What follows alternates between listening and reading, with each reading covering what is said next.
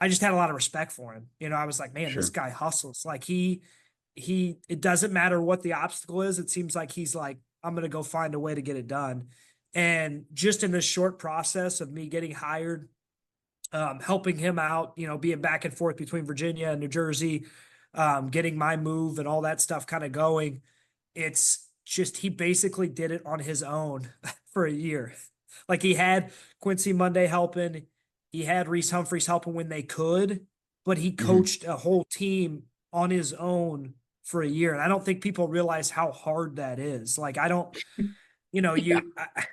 it's unbelievable to watch him work and to learn from him now and work with him.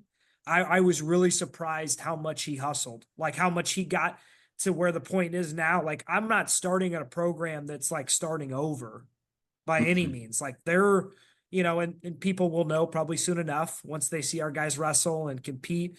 But it's like I'm starting with a foundation that's already been built, and Mhm. Joe was the header of that foundation. Obviously, Coach Ayers, going to Mhm. Stanford and he helped build this thing up, of course. But Joe's been the rock that's been, steady all the way through, and to see that from afar, I was really surprised to see how much he was doing. Like he gave me all these responsibilities right off the bat. And of course I was like, yeah, tell me how I can help. What do we need to do to get Mhm. this thing moving?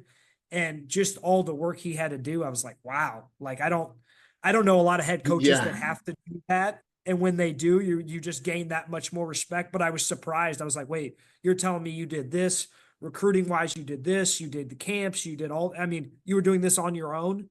And so that was the thing I was like surprised about. I was like, wow, this guy, I'm going to work for this guy for a while. Just in the Yeah. ways of I see how much he puts into it, having two kids, having one kid go through high school right now. He's got a daughter that's in middle school.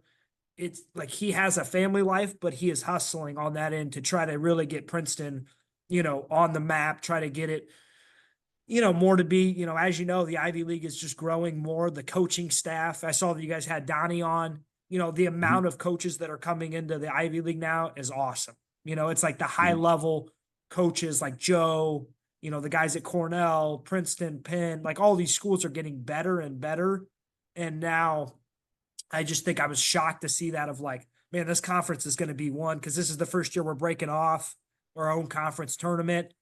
Princeton's actually hosting it, which is awesome.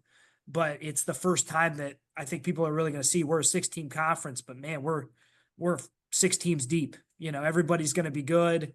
It's going to be good for the sport, I think, to break off from that. Kind of big EIWA was a lot. So I think the Ivy League is really going to be a conference now that's going to compete, for titles and obviously all Americans.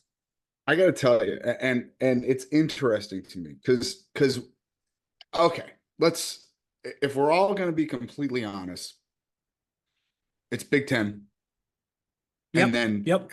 and then, but here's the cool thing to me: the revolving door that is number two Yes. is really interesting to me. Okay, Yep.